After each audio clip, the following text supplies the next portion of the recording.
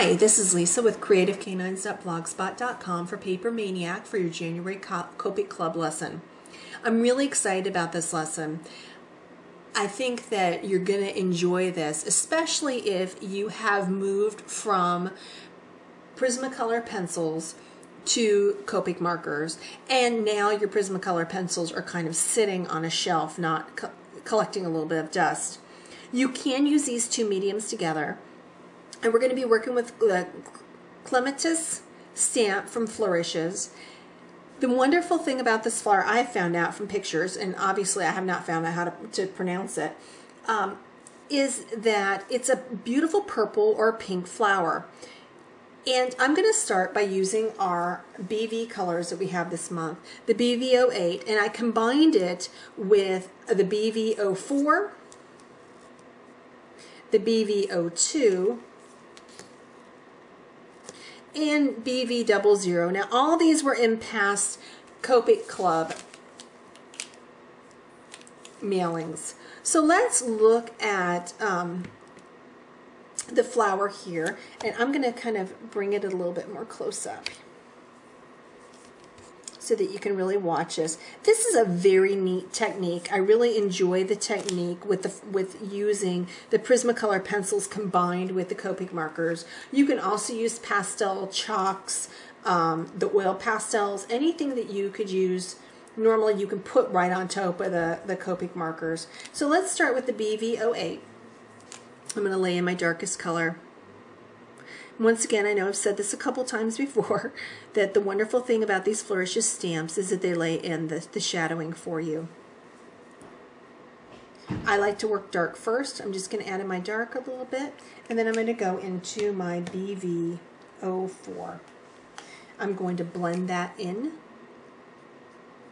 And the BV04 is really misleading. You look at the cap and it's a very light cap and you think to yourself, there is no way it's going to blend nicely with that BV08. It's just too big of a color jump, and it's not. It's an effortless blend. Going in with the BV02, adding that in.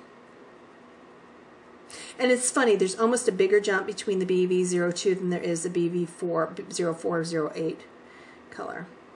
I'm just going to run this up the top here just a little bit so that I can leave a highlight space. I like to color into my last color in order to aid with the blending. Now I've left and reserved a white area there,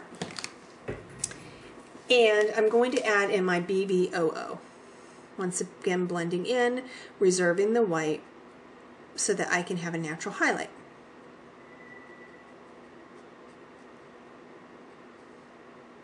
Now, the good thing about using the Prismacolor pencils is it adds a whole new dimension to whatever you're coloring.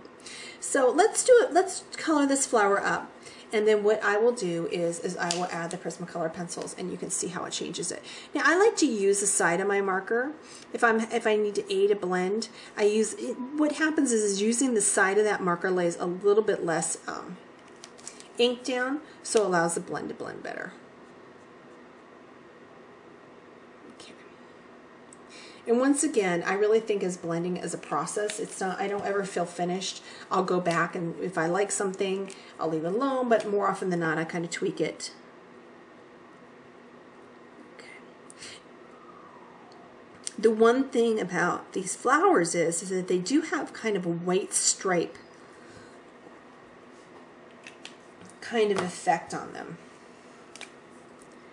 And we're going to add that in with Prismacolors. It would be, you could leave it with your Copic markers. However, it's much more dramatic when you add the pencils. So a little bit more up there. To be able to see your highlighting, it's important to have dark. To be able to see light, you need to see the dark. So what I'm doing is I'm adding just a little bit of dark up there, which allows me to leave a highlight within the next areas so that I can really see that that highlight is a gradation of color.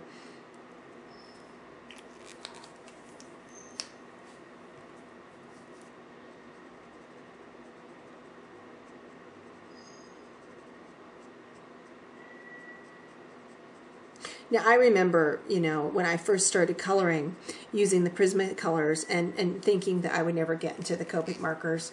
I thought they were too expensive, and I didn't really get the full extent of how wonderful that they could be. And once I learned how to use them, they just opened up a whole new world. Okay. Once again, let's kind of look at these other leaves here and color a few more in. I have a feeling this one's going to go a little longer, this video. That's okay. Not a problem.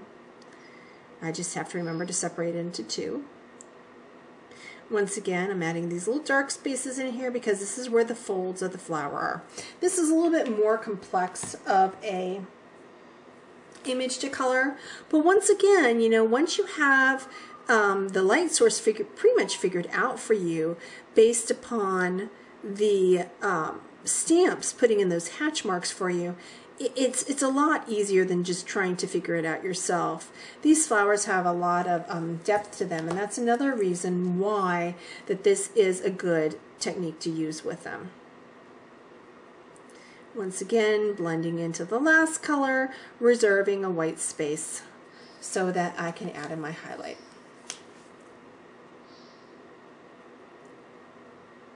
Now I'm guessing, I think these might be a vine growing plant. I'm not entirely sure, but they are a very pretty flower, and you know, we don't get anything quite this exotic here in Arizona. Okay. Once again, going in my BV08, which is a dark color, following those hatch marks, adding in the little dark areas of the folds. I'm going to go ahead and be a little adventuresome and take it a little bit more than one spot at a time so that we can move on to the next section here. Okay, I'll live a little here. Alright, and because this is marked in, it makes it much easier for me. There we go, my BV04.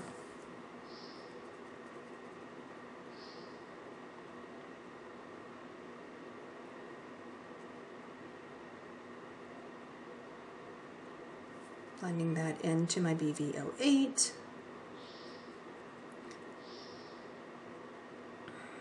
Now, if you're going to do more than one area at a time, here's what I would recommend.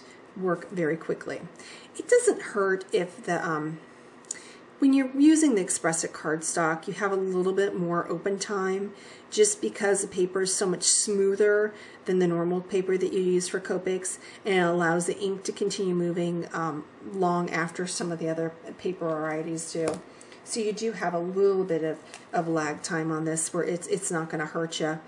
If I was using the Nina paper, I probably wouldn't have pushed doing more than just one petal at a time.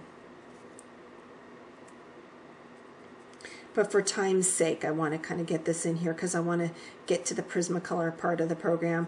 You can see this makes a really beautiful color purple for the flowers that we're using. Now, if you have this real flower in your garden, you know, I think that it ranges from all colors from a pale purple to a pale pink to like a fuchsia color.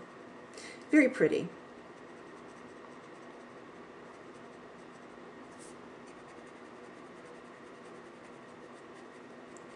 Adding in the light. Okay, so now we have our flower colored, and I'm going to go ahead and get us to part 2, and we'll show you how to use the pencils.